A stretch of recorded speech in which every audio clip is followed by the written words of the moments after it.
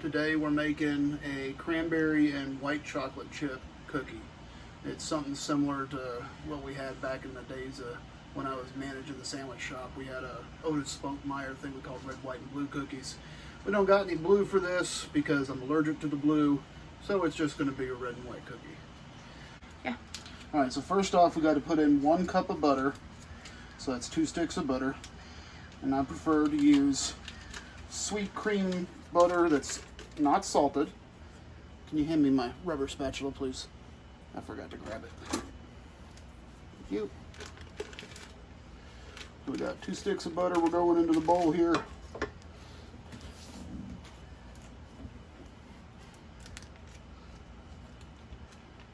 And you always want to make sure your butter's up to room temperature, nice and soft.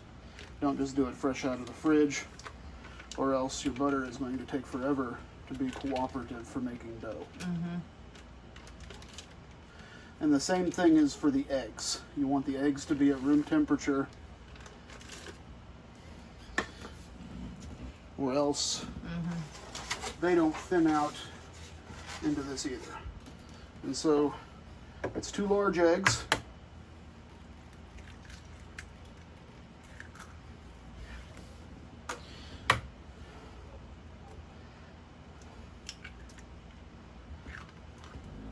And a teaspoon, wait, wrong teaspoon. We'll use that teaspoon later. What? A teaspoon of vanilla, and if you go a little over's fine. It's just extra flavor. Get all the butter off your little rubber spatula here. And then you're going to cream out the butter. Just a low to medium speed, and you just let it spin. Because next we got to add our sugar. And it's 3/4 cup of brown sugar and 3/4 cup of white sugar. On the brown sugar, you don't want to pack it too tight, but just a little bit's fine. Brown sugar's getting kind of clumpy because it's been sitting out in the air.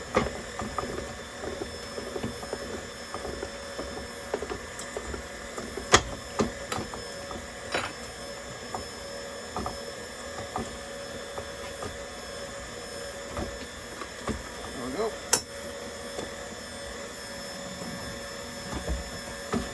And next we'll do our white sugar.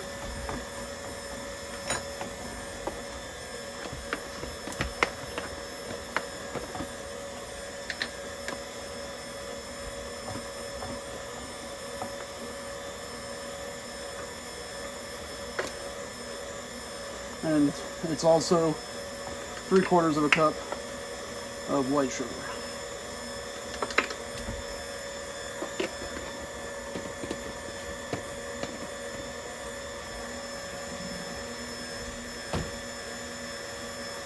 Now we're going to turn our thing up a little higher and let that really cream out, because part of this process it's adding air bubbles into the mix, and so it just makes your cookies softer, is ultimately what we're going for. More of a bread consistency versus like a hardened baked. So now we can slow that back down. We get our baking soda, it's our leavening agent.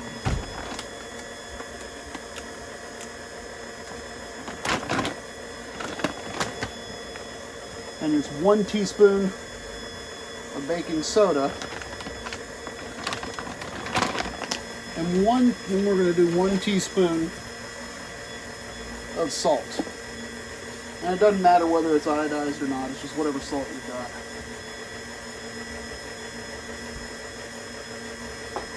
It's just to help balance out the sweetness of the final product and what it's for. Then you always want to let that sit and mix for a minute to let that baking soda and that salt really mix out. That way you're not getting a bite of just salt when you take a cookie. I've had that happen before, and it gives you a really bitter bite and experience. Now we're going to slow it back down. we're going to add our flour.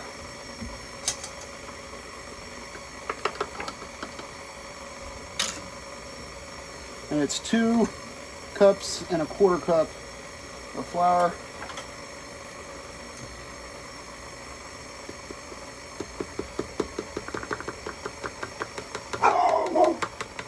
Of course, making a video, they have to make themselves known.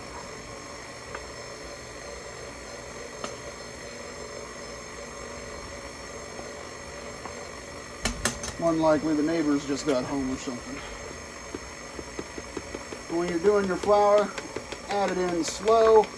Make sure your mixer is going on a lower speed,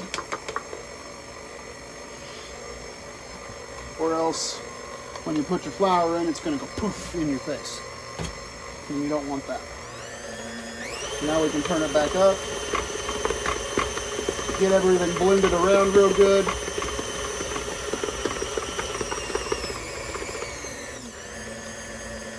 And we're going to add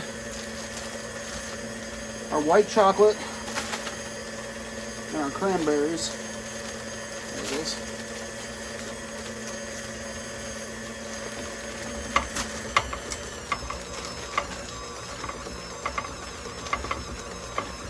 One thing I really like about KitchenAid mixers, and you know, Cuisinart and everybody, they all have a mixer, but you want to get something that's got a good motor in it.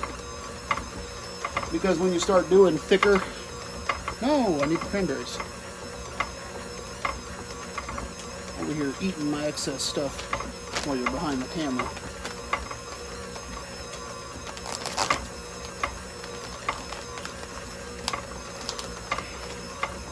And of course, they put the tear-off seal way above where it's supposed to actually be. That's okay, nothing a sharp knife can't solve.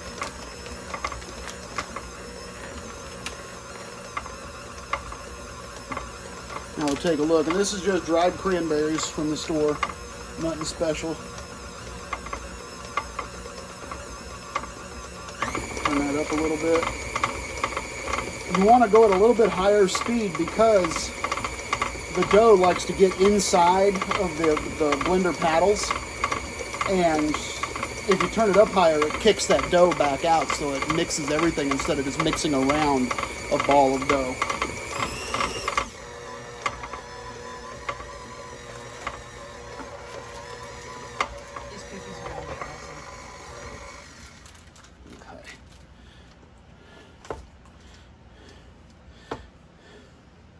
Now what I'm doing here is I'm checking my consistency to see if I've got enough cranberries in this, and I think I do.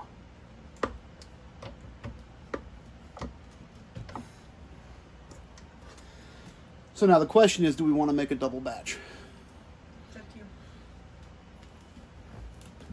I think one's enough. I think so too. All right.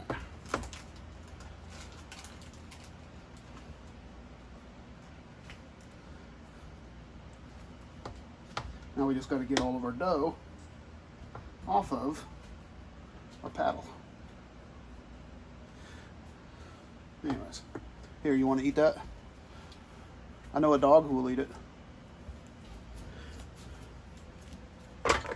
So from here, we're going to take it, just leave it in the bowl. Did you just compare me to a dog? No, Boomer. Here, you want to lick that one too?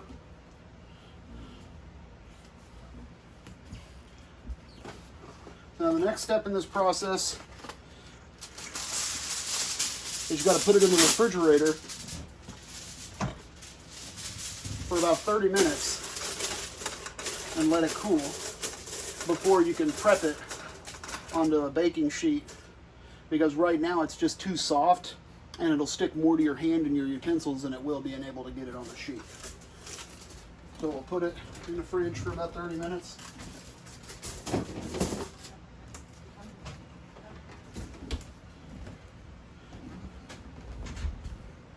And I have no idea what I'm doing here, but we'll see you back when it's time to start baking. All right, so it's been 30 minutes plus about 3 days. Life happens. So our dough is plenty refrigerated. I'm gonna go ahead and uncover it. And we're going to use a scoop. You can use a spoon, you can use a shovel. I don't really care. Whatever works for you. This stuff is going to be really hard because it's been refrigerated for a day. But you're going to get about a ping pong ball size. And I like to take it and kind of roll it up a little bit to help get the air bubbles out of it, so you get a uniform cookie when it comes together. And you just start laying them out on your cookie sheet.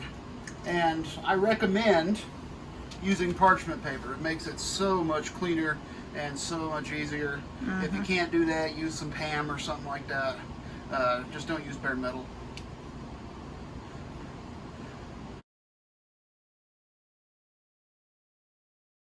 Alright, so we've got our dough balls arranged. You want to make sure and space them out pretty evenly, because as these bake, they're going to kind of flatten out and cook. We've got our oven preheated to 375 degrees, and so we're going to put these in there for 10 minutes.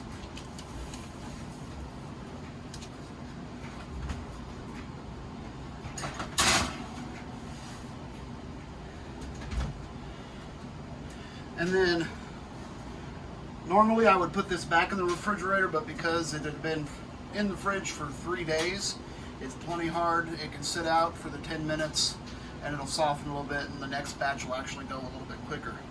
You can wear gloves when you do this, or you can just wash your hands. I'm just going to wash my hands because I've got dough residue.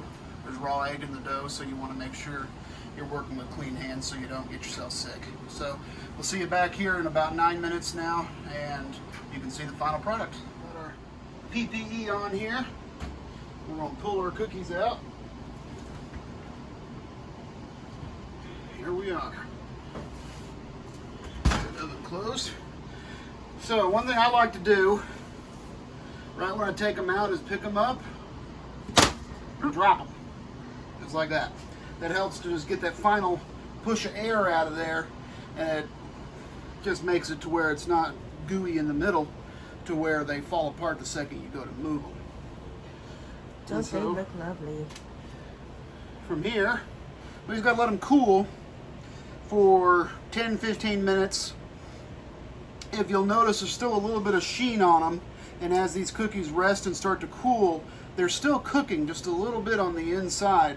And so these are going to be the perfect consistency as far as what we're looking for here, to where they're soft, but they're not falling apart, and they're not crunchy, because you don't want them to be crunchy. So Yummy. here after a little bit, we'll pull one apart for you, let you see what it looks like on the inside, and I'm going to finish baking the rest of these cookies, and that's that. Okie dokie. Alright, so now we've got to transfer our cookies off the cookie sheet. Got to be kind of gentle because these cookies are still fairly soft and they can fall apart on you. So just take another piece of parchment paper there. You don't have to dirty a dish this way. And you just want to let them sit and just continue to cool, and they'll firm up as they cool. And you can see here they've really flattened out pretty well. And now we can do up our next dozen while those finish cooling. And by the time I get this dozen in the oven, those will be ready so I can show you what we got going. All right, go ahead and put it back on time lapse while I do